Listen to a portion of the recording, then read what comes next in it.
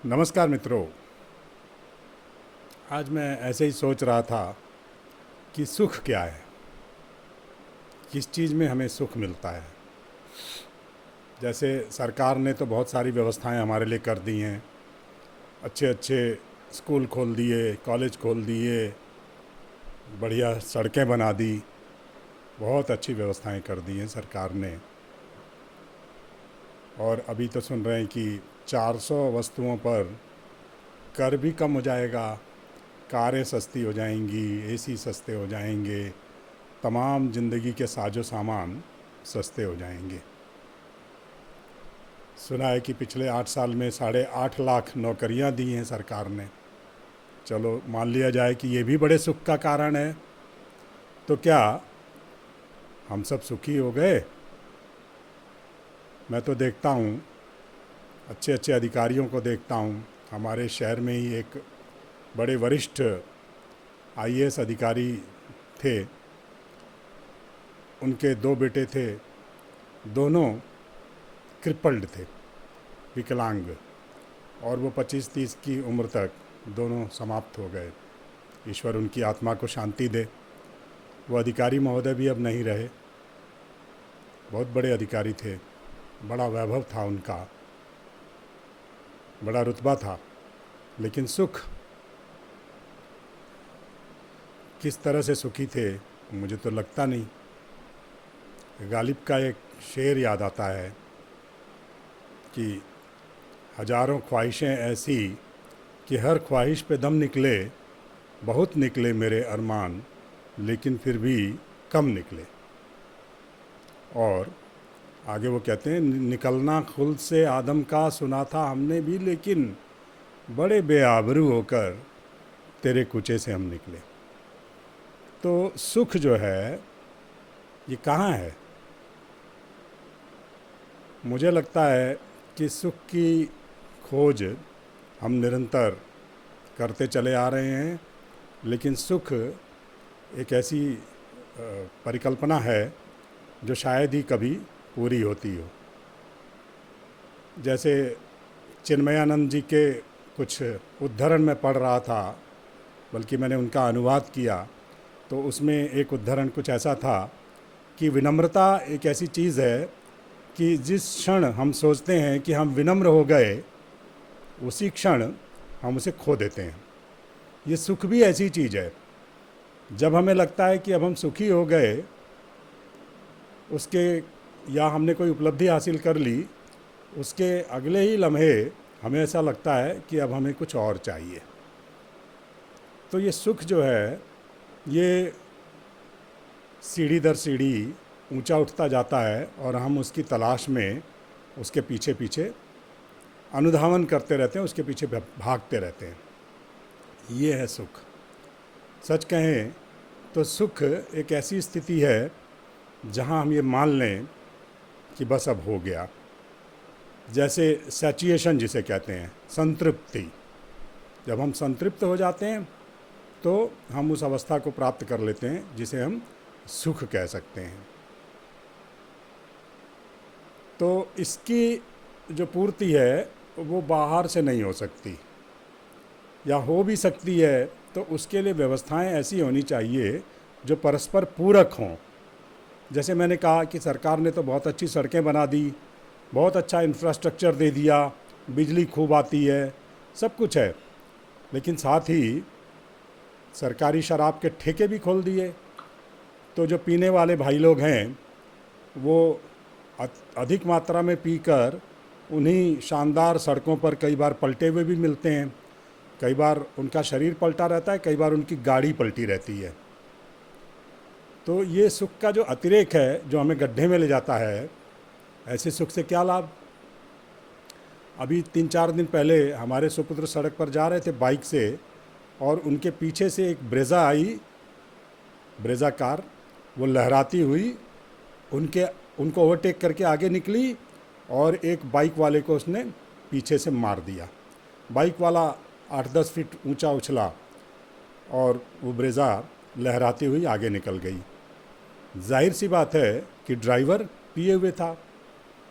तो ये जो उसके परमानंद की या चरमानंद की जो स्थिति है दूसरे के लिए तो जानलेवा हो गई।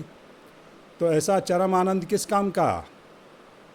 ये जगह जगह जो हमने दारू उपलब्ध करा दी है, सड़कें शानदार बनवा दी हैं, गाड़ियाँ बड़ी बढ़िया हो गई, अब तो जीएसटी भी घटा रहे हैं उन पे। तो इन तीनों का जो तालमेल हुआ उससे मिला क्या हमें? हमें तो मृत्यु मिली। तो ये जो मृत्यु कारक सुख है, क्या ये ठीक है? मेरा सवाल इस पर है। मेरा मानना यह है कि सुख एक समवेत अवधारणा है। सारी चीज़ें थोड़ी थोड़ी हों, ठीक हों, परस्पर पूरक हों। ऐसा नहीं कि हमने एक द्रुतगामी मार्ग बना दिया जिसमें गाड़ियाँ 120 की गति से दौड़ती हैं, लेकिन उससे पहले हमने एक दारू का बढ़िया सा ठेका दे दिया। अब दारू पी के आदमी गाड़ी में चढ़ गया, चलाने लगा, और द्रुतगामी तो है ही है, तो उसमें जा रहा है, और दारू और ये जो उसकी गति है और गाड़ी भी बढ़िया है उसके पास, इन तीनों ने मिलके उसकी जान ले ली। ये तो कोई सुखद स्थिति नहीं हुई। तो होना ये चाहिए कि हमें एक तमीज़ हो, सारी चीज़ों के उचित उपयोग की तमीज़ हो, हम जानें, जिसको महात्मा बुद्ध ने सम्यक नाम दिया। सम्यक होना चाहिए सब कुछ। अगर पीना आपकी व्यवस्था है तो घर में पीजिए, अगर गाड़ी आपके पास है तो तमीज़ से चलाइए, सड़क आपको अच्छी दे रखी है। लेकिन ये नहीं कि उस गाड़ी को लेकर आप उड़ रहे हैं, वहाँ जो गति सीमा निर्धारित है 100 की, उससे बहुत ऊपर चले जा रहे हैं। पैसा अधिक है लोगों के पास, पैसा अधिक होने से आदमी पगला जाता है। कादम्बरी में बाण भट्ट ने लिखा कि आदमी के पास यौवन हो, धन हो और शक्ति हो, अधिकार हो, इन तीनों के मिलने से तो आदमी बिल्कुल ही बावला हो जाता है। इनमें से एक मिल जाए तो भी उसका कुछ ठिकाना नहीं रहता। तो आज की स्थिति ये है कि लोगों के पास अनाप शनाप धन आ गया है, अनाप शनाप सुविधाएं हो गई हैं, और हमारा देश तो 60% आबादी यहाँ की युवाओं वाली है। तो ये युवाओं का देश है। अब ये युवा अगर अच्छा कमा रहे हैं, अच्छा वैभव है उनके पास, सारी सुविधाएं अच्छी हैं, युवा भी हैं, धन भी है, तब क्या? तब तो विनाश की पूरी ही संभावना बनवा दी हमने। तो होना क्या चाहिए?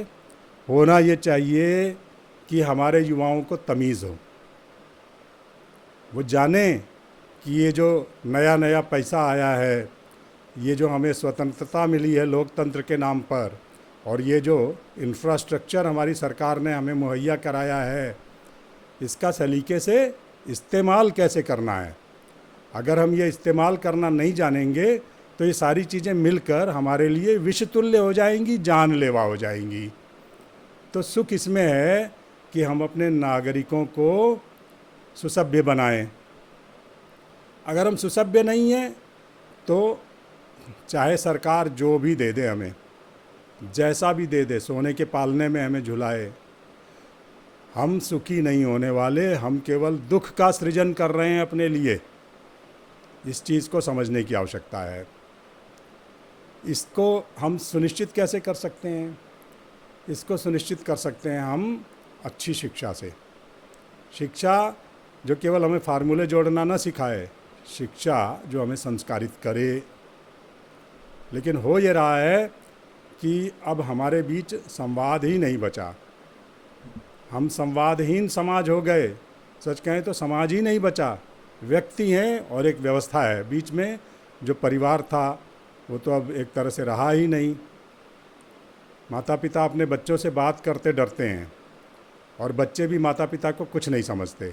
वो सोचते हैं अरे इनको क्या मालूम, बड़ो इनको कुछ मालूम भी है, जो जानते हम जानते हैं, अमी चुनिंदा दीगरे नास्त, मैं ही हूँ जो हूँ, आप क्या है, आपको कुछ मालूम भी है। तो ये जो स्थिति है ये बड़ी भयावह है। इस स्थिति से निकलने की ज़रूरत है। आप बहुत अच्छा जानते हैं, बड़ी अच्छी बात है, लेकिन भैया कम से कम अपने लिए तो सुख सृजित करो। अपने लिए दुख का सर्जन क्यों कर रहे हो? अपने लिए मृत्यु की कामना क्यों कर रहे हो? तमाम तरह के उल्टे सीधे काम ये युवा करते हैं। मैं युवकों की और युवाओं की शिकायत नहीं कर रहा हूँ, मैं तो केवल ये कह रहा हूँ कि जीवन में एक संतुलन बना के जियो। संतुलन ही जीवन है। जहाँ संतुलन नहीं है, असंतुलन है, वहाँ विनाश है। अब जैसे पहाड़ दरक रहे हैं, नदियों में बाढ़ आई पड़ी है, ये असंतुलित उपभोग का ही तो परिणाम है। तो आप असंतुलित उपभोग करेंगे तो यही होने वाला है। इस संक्षिप्त से वक्तव्य के साथ आज का संदेश समाप्त। धन्यवाद।